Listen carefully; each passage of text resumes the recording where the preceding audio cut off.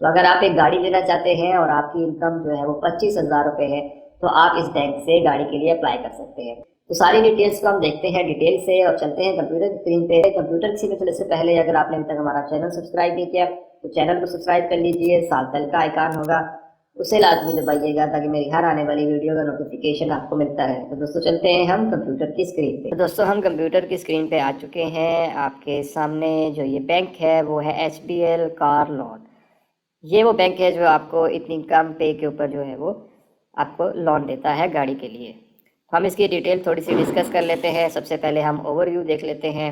ठीक है, यहाँ पे don't just dream your car और सारी चीज़ें इन्होंने अपनी डिटेल बताई हुई है। तो हम फीचर की बात कर लेते हैं कि ये बैंक जो है आपको 2 लाख रुपए से लेके 30 लाख रुपए तक की गाड़ी लेने के लिए आपको कर्जा फराहम करता है। ठीक है, और जो कि आपने 5 साल के पीरियड के अंदर इनको वापस करना होता है कि 5 साल की हर महीने की किस्त के हिसाब से आप इनको ये वापस करते हैं। उसके बाद जो है आप इस कोई भी कार ले सकते हैं, चाहे वो लोकली मैन्युफैक्चरिंग हो या कोई भी जो है वो यूज़ कार हो, नई पुरानी कोई भी गाड़ी आप जो है वो ले सकते हैं। उसके बाद जो आप कार लेना चाहते हैं उसका आपको 70% जो है वो बैंक देता है। उस तरह किस तरह से होगा, मिसाल के तौर पर आपने 1 करोड़ रुपए की गाड़ी ली है तो 70 लाख रुपए जो है वो आपको बैंक देगा। ये मैंने एग्जाम्पल के तौर पे आपको बताया है। ठीक है, लेकिन आपको जो है वो 30 लाख के अंदर अंदर गाड़ी लेनी होती है। उसके बाद आगे है आपको इसमें जो है वो ट्रैकर इंस्टॉलेशन की फैसिलिटी भी बैंक देता है। ठीक है, वो लाजमी आपने इसमें लगवाना होता है। और इसमें पार्शल पेमेंट्स भी होती हैं। मतलब आप कोई जो है 3 या 2 महीने बाद, 3 महीने बाद, 4 महीने बाद एक अठी अकसात देना चाहते हैं तो वो भी इसमें जो है वो शामिल हैं। उसके बाद यहाँ पे इनके पास 150 एलिजिबल डीलर्स जो हैं वो मौजूद हैं जिनसे आप गाड़ी को ले सकते हैं। और इसकी तकरीबन 1600 से ज़्यादा ब्रांचेज़ हैं। तो मतलब ये समझ लें कि आप अगर पाकिस्तान के किसी भी हिस्से में रहते हैं तो आपके लिए गाड़ी लेना बहुत आसान है, क्योंकि आपको वहाँ पे HBL कार लोन की सहूलत उनके बैंक, करीबी बैंक से मिल जाती है। ठीक है, तो ये तो इनके फीचर्स से। उसके बाद हम कैलकुलेटर पे आखिर में आएंगे। हम पहले आ जाते हैं क्राइटेरिया। एक तो वो लोग हैं जो सैलरी लेते हैं और दूसरे वो लोग जिनकी दुकान है। इसमें एक तीसरी कैटेगरी जो इन्होंने अभी शामिल की है वो पेंशनर्स की है। तो ये तीनों लोग जो हैं वो ले सकते हैं।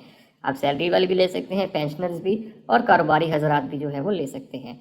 तो यहाँ पे हम पहला जान लेंगे बारी बारी सैलरीड एम्प्लॉयज़ के लिए। तो applicant must be a Pakistani citizen. आप जो है वो एक पाकिस्तानी होने चाहिए और आपकी उम्र जो है वो 22 साल होनी चाहिए और ज़्यादा से ज़्यादा जो है वो आपकी 60 साल उम्र होनी चाहिए। ठीक है, और आपकी जो कम से कम मंथली इनकम है वो 20,000 रुपये होनी चाहिए। यहाँ पे ये चीज़ देखिए, इन्होंने क्लियर बता दी है कि आपकी जो सैलरी है, महीने की इनकम है वो 20,000 रुपये होनी चाहिए। इसी तरह अब हम बात कर लेते हैं वो लोग जो पेंशन वाले हैं, जो रिटायर हो चुके हैं, उनके लिए भी ये कह रहे हैं कि आप सबसे पहले तो पाकिस्तानी होने चाहिए और आपकी मैक्सिमम एज जो है वो 70 साल होनी चाहिए, इससे ज़्यादा की नहीं होनी चाहिए। उसके बाद जो है आपके पास एक पेंशनर अकाउंट जो है वो होना चाहिए HBL में। ठीक है, अगर आप HBL में पेंशन ले रहे हैं तो देन आप इसके लिए अहल हैं। और आपकी जो मिनिमम जो पेंशन आती हो वो 20,000 रुपये होनी चाहिए, तो तब आप इसके लिए अप्लाई कर सकते हैं।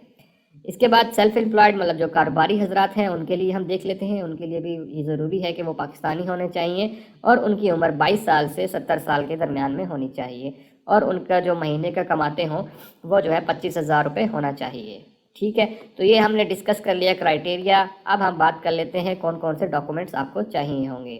तो इसमें सबसे पहले डॉक्यूमेंट की तादाद भी 2 तरह की है, एक तो सैलरीड वालों के लिए है और एक बिजनेस वालों के लिए है। तो पहले हम जो लोग सैलरी लेते हैं उनकी देख लेते हैं। तो वहाँ पे ये कह रहे हैं कि सबसे पहले तो आपको एक शनाख्ती कार्ड चाहिए होगा। उसके बाद आपको 2 फोटोग्राफ चाहिए होंगी जो आपकी रिसेंट होनी चाहिए, पासपोर्ट साइज़। और उसके बाद लेटेस्ट सैलरी स्लिप, मतलब आपकी जो सैलरी आती है बैंक में उसकी सैलरी स्लिप चाहिए होगी। और पर्सनल बैंक स्टेटमेंट चाहिए होगी 3 मंथ्स की, कि आपके पिछले 3 महीनों में कितनी तनख्वाह आपके बैंक में आई है वो स्टेटमेंट आपको चाहिए होगी। ये दोनों चीज़ें आपको जो है वो एक ऑफिस से मिल जाएगी, सैलरी स्लिप और बैंक स्टेटमेंट जो है वो आपको बैंक से मिल जाएगी। उसके बाद अगर आप कारोबारी हजरात हैं तो उनके लिए क्या क्या चीज़ चाहिए होगी। पहले तो आपका CNI सही चाहिए होगा, शनाख्ती कार्ड जिसे कहते हैं। उसके बाद आपकी 2 अदद पासपोर्ट तस्वीरें चाहिए होंगी। बैंक स्टेटमेंट आपकी 6 महीने की चाहिए होंगी। ठीक है, और उसके बाद आपका बैंक लेटर जो है कंफर्म करेगा कि आपका वाकई ही HBL में अकाउंट है। उसके बाद प्रूफ ऑफ ऑक्यूपेशन या बिजनेस, कि आप जो भी कारोबार कर रहे हैं उसका कोई प्रूफ दिखाना पड़ेगा, जो कि किसी भी तरह की सूरत में हो सकता है, NTN की सूरत में या कागजात की सूरत में कि आपकी शॉप है यहाँ पे, तो वो यहाँ पर हो सकता है। इसके बाद हम बात कर लेते हैं FAQs के, कि बहुत सारे जो क्वेश्चंस लोगों के होते हैं वो ऑलरेडी इन्होंने जो है वो यहाँ पे लिख दिए हुए हैं। कि एलिजिबल क्राइटेरिया मैंने जैसे बता दिया कि आप सिटीज़न होने चाहिए हैं, वही वाला क्वेश्चन हो गया है। अगर आप पाकिस्तानी नॉट रेजिडेंट हैं तो आप क्या गाड़ी खरीद सकते हैं, तब भी आप जो है वो गाड़ी खरीद सकते हैं। Is it possible to do. और यहाँ पे एक और चीज़ दी हुई है कि अगर आप 2 या 2 से ज़्यादा पर्सन गाड़ी खरीदना चाहते हैं तो क्या ये पॉसिबल है। तो उन्होंने कहा जी हाँ जी, ये भी पॉसिबल है कि आप 2 बंदे मिलकर भी गाड़ी ले सकते हैं, जिसको हम को बारोवर कहते हैं। ठीक है, तो वो आपकी इनकम के साथ क्लब कर जाएगा। ठीक है, तो आप 2 बंदे भी गाड़ी खरीद सकते हैं मिल के। उसके बाद आप किस तरह से अप्लाई कर सकते हैं ये हम आखिर में देख लेंगे।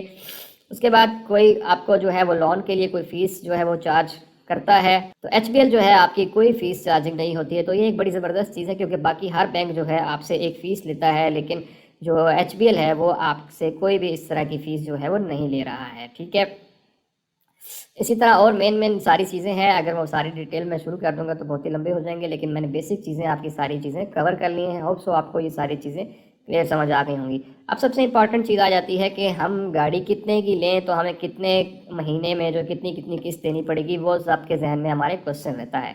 तो हम उसको कैलकुलेट कर लेते हैं। सबसे पहले व्हीकल की प्राइस आपकी क्या है। मिसाल के तौर पर यहाँ पर